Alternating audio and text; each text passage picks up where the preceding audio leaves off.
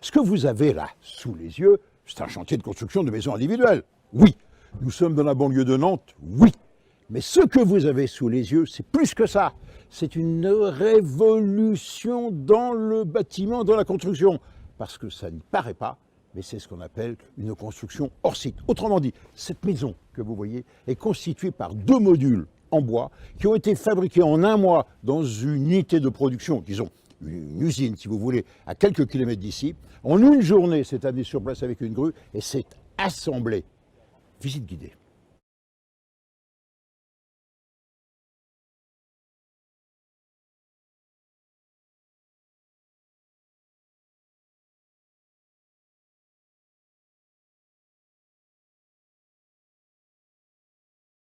Regardez bien, dans cette immense cathédrale, dans ce hall d'assemblage, on aurait pu construire des voitures, des camions, même des éléments de fusée, c'est ce qui se passe à Cour en Guyane, ou même, comme à Toulouse, je l'ai vu, des éléments d'Airbus. C'est gigantesque. Et pourtant, vous le voyez derrière moi, et non, vous ne rêvez pas.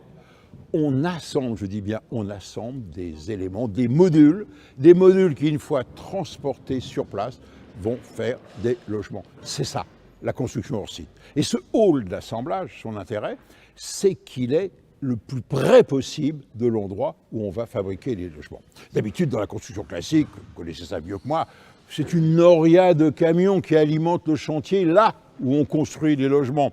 Voilà, tantôt c'est le béton, tantôt c'est les tuiles, tantôt c'est les briques, tantôt c'est les sanitaires. Bref, tout ceci, disons, n'est pas très économique ni très écologique et surtout procure une gêne pour l'environnement. D'où l'idée de cette construction hors site, c'est-à-dire c'est un hall d'assemblage qui est le plus près possible de l'endroit où on va fabriquer les logements. L'avantage, rapidité, simplicité, économie, efficacité, suivi de la qualité et puis surtout, sur le plan écologique, un bilan carbone plus favorable. Vous l'avez compris, donc ici, on fait ce que l'on appelle de l'assemblage. Un magnifique exemple, vous voyez ici, on fabrique un plancher avec la lame, l'isolant qui est placé entre les solives. Vous voyez que l'outillage se réduit à peu de choses. Pas de gigantesques machines-outils, de scie circulaire, de dégauchisseuses, de raboteuses, non. Simplement, tout est fait avec de l'outillage classique, perceuse, visseuse, scie circulaire. Et puis surtout, beaucoup de travail à la main. D'ailleurs, Pascal Navot a inventé le terme, vous connaissiez le BIM, mais maintenant on parle de BAM, bien à la main. Le Lean, c'est quoi? Le Lean, c'est un mode de management et un mode industriel qui a été inventé par Toyota dans les années 70. Voilà. Lean, ça veut dire gestion maigre. Gestion maigre, c'est-à-dire la chasse au gaspillage. Les gaspillages de temps, les gaspillages de matériaux, les gaspillages d'argent, les gaspillages d'énergie. Et cette démarche-là étant à remettre chaque personne au centre du process. C'est-à-dire que chaque opérateur est responsable de l'amélioration continue, du contrôle, de la qualité et du pilotage quotidien de sa productivité. Vous trouvez derrière moi des modules dans lesquels on a pu concentrer un maximum de tâches dans un atelier. Et dans cet atelier, on va optimiser l'ensemble des déplacements, à simplifier les tâches, amener à chaque opérateur à être le plus autonome possible parce que les tâches sont simples, en ayant accès à l'information. Et en se rendant compte qu'on ait simplifié jusqu'au bout les tâches d'assemblage, on peut donner accès à l'emploi à des gens qui en sont éloignés, des gens qui n'ont pas forcément la compétence initiale de bâtiment. Donc ce travail-là, il permet, par la simplification, de donner accès à l'emploi, de remettre en selle des gens qui en sont éloignés, de faciliter le travail des opérateurs qui aujourd'hui passent une grosse partie de leur temps à gérer des aléas. Je vais vous donner un petit exemple. Aujourd'hui, on mesure la performance industrielle par une notion qui s'appelle l'efficience. L'efficience, c'est sur 8 heures de travail, combien de temps j'ai passé à apporter de la valeur à mon client. Qu'est-ce qui, dans mon travail, produit de la valeur? Je vais vous donner quelques chiffres simples. Je n'ai jamais piloté d'usine avec des efficiences inférieures à 80%. C'est-à-dire qu'à 80% du temps que je paye, crée de la valeur. Et bien, je vais vous dire, dans le bâtiment, aujourd'hui, on fait des mesures, vous pouvez le faire vous-même, on parle de 10 à 20%.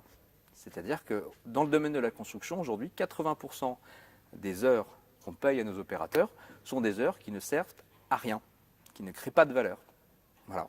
Alors après, on peut se le répéter, mais à un moment, on peut aussi agir. Et là, le moyen qu'on a trouvé d'agir, c'est réunir un maximum de tâches en un seul lieu pour simplifier les flux et créer de la valeur. Bien entendu, sur une telle structure de fabrication, d'assemblage, de production, il y a derrière tout cela une formidable organisation. Il y a une gestion par ordinateur, bien entendu, la gestion des approvisionnements, le contrôle qualité, le suivi, la traçabilité, et puis il y a la gestion du personnel. D'ailleurs, à propos, ça fait penser à la construction automobile. Dorénavant, maintenant, les constructeurs sont plus des assembleurs que des constructeurs. Ils prennent le moteur, la boîte de vitesse chez l'un, chez l'autre, les trains de suspension, les batteries, les moteurs électriques, ils ne les fabriquent pas. Ils les assemblent avec, vous voyez, du personnel moins spécialisé. Ben, c'est un peu ce qui se passe ici. L'ensemble du personnel que l'on voit sur ce chantier a été recruté dans l'environnement immédiat. C'est ce que j'appelle l'économie circulaire, ce qui fait énormément de gains de temps. Un personnel qui donc est très motivé et un personnel qui en quelque sorte fait de l'e-learning. Lorsqu'on demande à Pascal Navot de la Maison Abordable où est le chef de chantier, où est le responsable, en souriant, il vous dit mais il n'y en a pas. Bon, boutade, certes, il y a un responsable. Mais en fait, les gens sont ici en auto-apprentissage. C'est le e-learning. Et ça, c'est encore un miracle du hors-site. Pascal, est-ce qu'on peut parler, avec ce type de maison hors-site, d'une révolution dans le bâtiment? Tout à fait. On dit même disruption. Ça fait 50 ans qu'on attend ça. Aujourd'hui, il faut absolument révolutionner donc le mode opératoire de la construction. Ça veut dire supprimer les intermédiaires, ça veut dire rendre les logements abordables, que ce soit pour des seniors, des familles monoparentales. Donc on gagne juste 10 mois au niveau de la construction, et quand j'ai dit ça, j'ai tout dit. Moins de carbone et des meilleurs coûts. En résumé, plus rapide à construire, moins cher, quel est le prix? Le prix ici à Saint-Hilaire-de-Clisson, c'est 120 000 €, terrain plus maison pour 67 mètres carrés habitables. C'est-à-dire 2 pièces. C'est un 2 pièces, ça s'adapte à des seniors, mais aussi à des familles monoparentales. Ravi de pouvoir échanger et puis de pouvoir travailler avec vous. Ce sont des logements qui vont être construits, qui vont être pour aussi bien les personnes âgées et ou handicapées, mais aussi les familles. Et nous, c'est ce qui nous tient particulièrement à cœur, c'est la mixité, autant sociale que générationnelle. Donc voilà, donc on sera ravis de travailler avec vous, et puis qui sait, dans l'avenir, peut-être que nous aurons aussi la possibilité de retravailler avec le groupe Douillard Construction. On l'avait découvert un petit peu lors de notre première visite au niveau de cet atelier, ici, là, cette unité de production.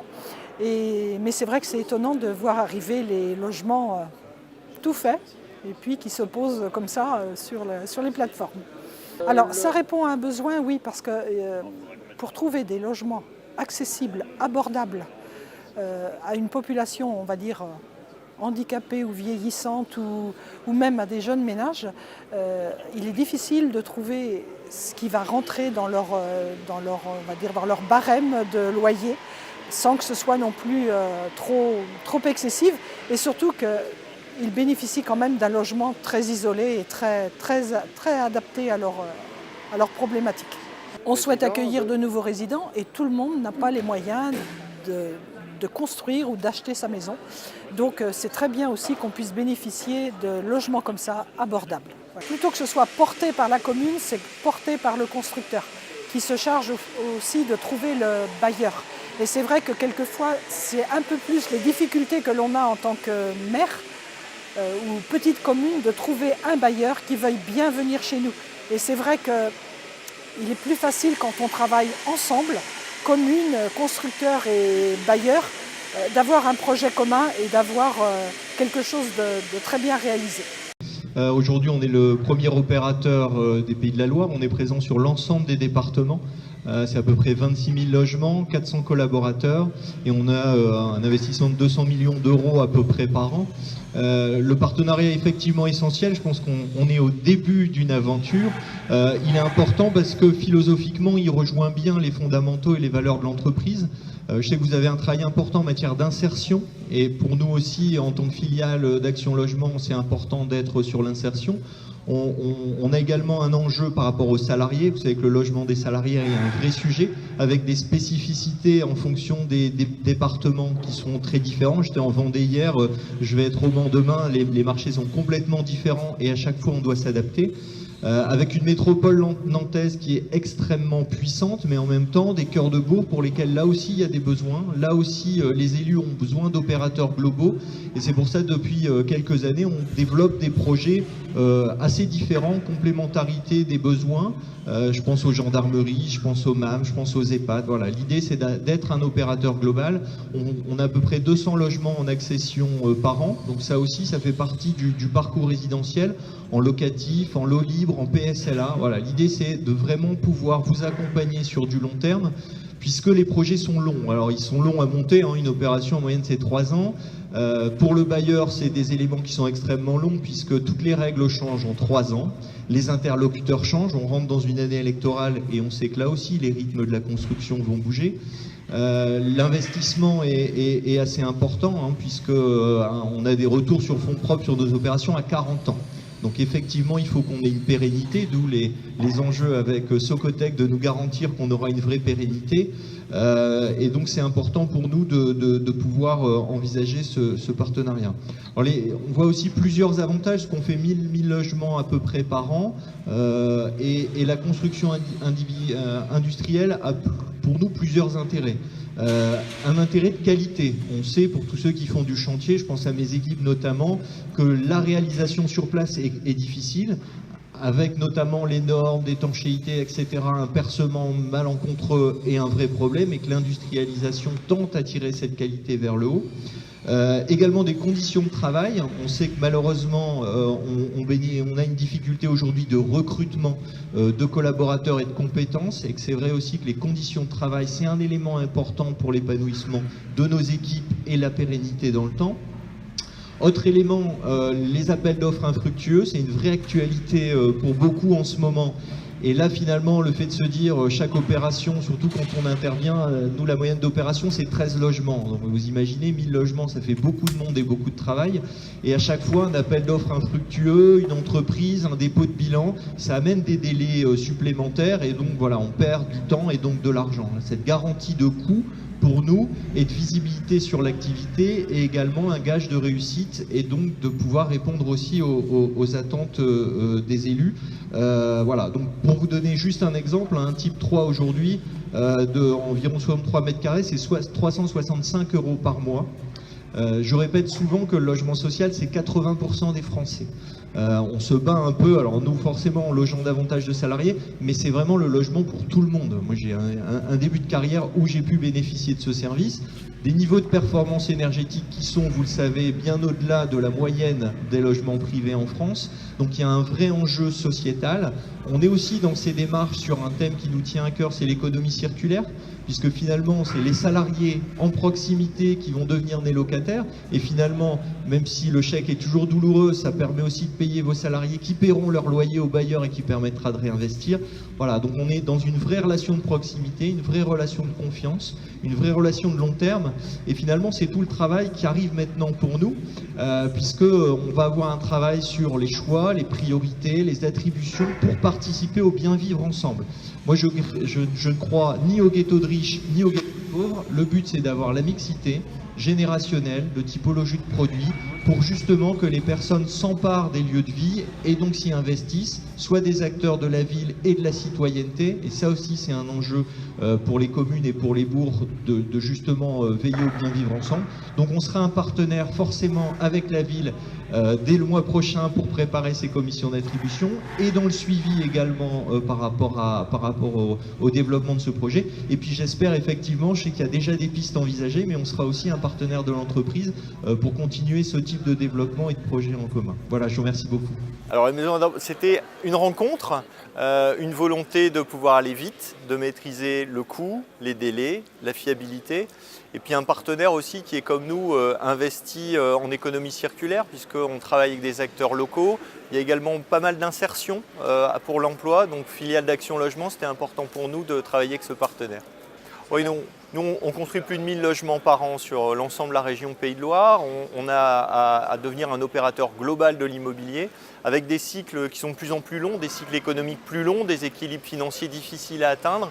Et la rapidité d'exécution correspond bien aux attentes de nos clients et des populations et puis de nos partenaires qui sont les collectivités. On a effectivement une difficulté de recrutement aujourd'hui, de trouver une main-d'œuvre dans des conditions de travail où le bâtiment est forcément un peu difficile, même si de nombreux efforts ont été faits. Et pouvoir travailler en usine, c'est aussi un gage de qualité, de sécurité, de performance et puis de bien-être pour les collaborateurs et les compagnons qui travaillent à la construction. L'acteur de l'immobilier doit aujourd'hui faire face à un certain nombre de contraintes de performance, de rapidité, de coût. C'est une des solutions, il y a de nombreuses solutions. Ça s'adapte à certains projets, à certains profils et le but c'est justement d'avoir cette diversité pour répondre dans des conditions contraintes à des projets d'envergure pour l'ensemble des communes et l'ensemble de la région des Pays de la Loire.